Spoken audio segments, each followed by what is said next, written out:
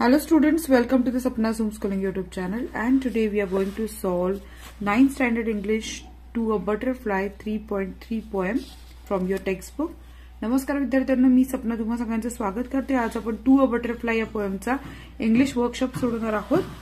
त्याचा first question आहे, pick out from the first stanza 4 expressions where the poet pleads with the butterfly not to go away. आता ही कविताच basically कशी आहे, एक व्यक्ती दाखवलाय, एक मुलगा दाखवलाय, जे व्यक्तीला आपलं बालपण आठवतंय फुलपाखराला बघून, आणि ते बालपण आठवल्यानंतर तो त्या फुलपाखराला म्हणतो जरा थांब, कारण त्याला त्याच्या बालपणीच्या आठवणी जाग्या होत आहेत. आता हे सगळं सांगताना तो थांब म्हणताना त्याला कळवळून सांगतो, विनंती करतो की जरा थांब इथे. आणि यासाठी पहिल्या कडव्यामध्ये तुम्हाला काय प्रकारचे एक्सप्रेशन्स दिलेले आहेत ते आपण आता इथे लिहायचे. तो म्हणतोय स्टे नियर मी, माझ्या जवळ थांब. Do not take thy flight, म्हणजे लांब उडत जाऊ नको. A little longer stay in sight, आणि माझ्या नजरेच्या टप्प्यातच राहा.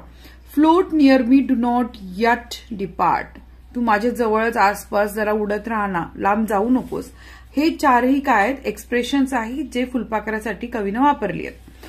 क्वेश्चन 2 आहे, match the words, lines and their meaning. आता इथे वर्ड्स किंवा लाईन्स आहेत आणि त्याचे अर्थ इथे दिलेत. आपल्याला फक्त यांच्या जोड्या लावायच्या आहेत. आपण आता डायरेक्टली जोड्या लावूयात. Do not take thy flight म्हणजे डू नॉट फ्लाय अवे, माझ्या लांब जाऊ नको, या ओळीचा अर्थ होतो. Much converse do I find in thee, याचा ओळीचा अर्थ होतो I want to talk to you about many things, मला तुझ्याबरोबर खूप गोष्टींबाबत बोलायचंय. Historian of my infancy, do not fly away, याचा अर्थ होतो तू लांब जाऊ नकोस. Dead time revive in thee, in you I see the time that has gone by, मला तुझ्यामध्ये माझा गेलेला गतकाळातील वेळ दिसतोय. A very hunter did I rush upon the prey, म्हणजे आय रश्ड अपॉन द प्रे. प्रे म्हणजे काय, हा बटरफ्लायला तो प्रे म्हणतोय. से हू म्हणजे कोण येते. Reminds the poet of his childhood, त्याला बालपणीची आठवण कोण करून देते. Is afraid to touch the butterfly, कोण बटरफ्लायला टच करायला घाबरते. इज लाईक हंटर, कोण आहे हंटर. आणि इज द पोएट सिस्टर, आणि पोएटची बहीण कोण आहे. त्याची उत्तर खूप सोपी आहे. Reminds the poet of his childhood, butterfly आठवण करून देतोय. Is afraid of to touch poet sister, is like a hunter the poet, is the poet sister Emmeline. Question 4 is, sometimes the normal word order is changed. म्हणजे कधी कधी एक word order असते ना, की जसं की माय नेम इज सपना, ही एक वर्ड ऑर्डर आहे, ती कधी कधी बदलते in the lines of poem. पण ही कवितेच्या बाबतीत एक वर्ड ऑर्डर आहे, ती बदलून जाते.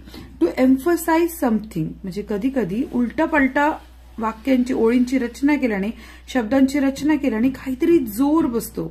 Something or to make the lines sound better, आणि ऐकायला सुद्धा चांगल्या वाटतात. This change in word order is called inversion. या चेंज, वर्ड ऑर्डर मध्ये चेंज केलं काय म्हणायचं, इन्व्हर्जन. हे फिगर ऑफ स्पीच आहे. Can you find examples of inversion in this poem. आता या कवितेमध्ये तुम्हाला इन्व्हर्जनचे उदाहरणं दिसत आहेत का. Write them down, then rewrite the lines using regular word order and compare the effect. म्हणजे तुम्ही काय करायचंय, उलट्या पलट्या शब्दांच्या रचना केलेल्या ओळी इथं लिहायच्या, त्यांना योग्य काय वर्ड ऑर्डर असली पाहिजे ते लिहायची. जसं की एक्झाम्पल आहे, अ little longer stay in site, तर योग्य वर्ड ऑर्डर काय बघा, stay in site a little longer. हे ग्रामॅटिकली करेक्ट आहे खालचं. आणि वरची जी ओळी ते उलट पलट दिले, कारण त्यांना एम्फसिस करायचंय, जोर लावायचंय. सो आता आपण अशा प्रकारच्या ओळी बघूया, त्याची वर्ड ऑर्डर करेक्ट करूया. पहिली वर्ड ऑर्डर आहे बघा, first, much converse do I find in thee. त्याचं रेग्युलर वर्ड ऑर्डर असणार आहे, I do find much converse in thee. Second आहे, you bringest gay creature as thou art. Word order, sorry, हे पूर्ण ओळच आहे. You bringest gay creature as thou art, a solemn image to my heart, my father's family. त्याचं उत्तर regular word order, as thou art gay creature, you bringest a solemn image of my father's family to my heart. Question 5. The rhyme scheme of the first stanza A A B B C B C C B. आता हे rhyme scheme काय प्रकरण आहे बघा. ज्या rhyme scheme करताना आपण flight ABCD चा क्रम देतो, आणि ज्याचा उच्चार प्रमाणे आपण त्याला ABCD चा क्रम देतो. जसं की फ्लाइट A, साइट पण ए, कारण याच्यामध्ये दोन्हीचा उच्चार शेवटी टी ट ट आहे. दी बी इन्फॅन्सी. हे बघा रायमिंग पेअर जसं करतो ना तसं सेम, काही अवघड नाहीये. जसं ए फ्लाईटची पेअर काय साईट, मग त्या दोन्हींना ए द्यायचं, दी ला बी द्यायचं, इन्फॅन्सी आणि हा दी. आता याचा उच्चारावर सगळा खेळ आहे. I find in thee my infancy. So E जो येतो ना त्यामुळे हे आहे बोलूनच आपल्याला ते क्लॅरिटी येणार आहे. डिपार्ट, आता हा फ्लाईट साईट आणि आता दी. आता या सगळ्यामध्ये जो इकडे उच्चार आपल्याला दिसतो तो हा डिपार्ट आणि फ्लाईट यामध्ये फरक आहे. सी.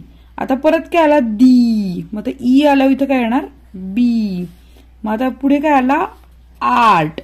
आता आर्ट आपला जो आलेला आहे तो सेम आलेला आहे सी, कारण इथं डिपार्ट आर्ट हार्ट. सो इथे पण सीच येणार. ओके. आणि इथे काय आलंय फॅमिली, ई आलाय का, म्हणून ही राईम स्कीम या फर्स्ट स्टँजाची काय आहे A A B B C B C C E असं आहे ते प्रकरण एकूण.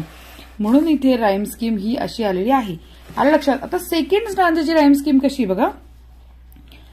Pleasant pleasant were the days, पण आपण शेवटचेच बघूयात आता. Days days please A A आला. आय बटरफ्लाय बी बी आला. Rush rush. C springs springs A आला. आता bush rush bush. C brush. C wings A. So आपला राईम स्कीम काय आलेला इथे बघा. A A B B C A C C A.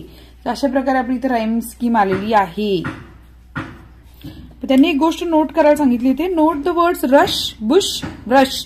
their spellings look similar but the pronunciation of the words is different. It is known as I rhyme. I rhyme म्हणजे कसे डोळ्यांना वाटतं की सेमच स्पेलिंग की ब्रश दोन्ही पण सगळे बुशच आहेत, कसं नाहीये.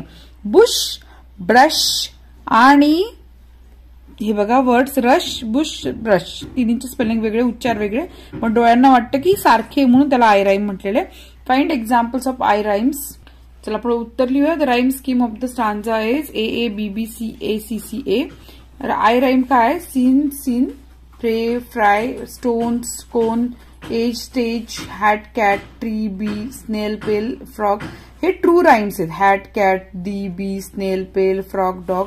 आणि आय राईम्स आहे सीन सीन. आता खूप सारखं वाटतं आपल्याला ना. Pray fry stone son edge stage. Rhyming words काय बघा. Days please I butterfly rush bush springs आणि wings. So here we have finished all the question answers. If you like this video, please like it and share to your friends and subscribe Sapna's Homeschooling YouTube channel.